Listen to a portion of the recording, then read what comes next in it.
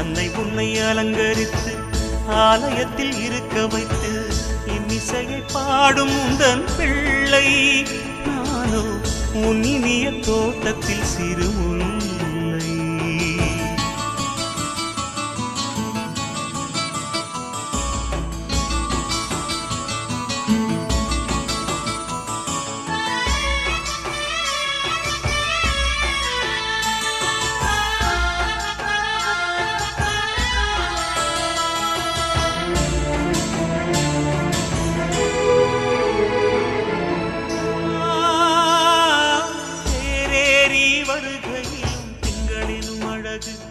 அந்த தெய்வீக அழகை சொல்லும் பிள்ளை தமிழழகு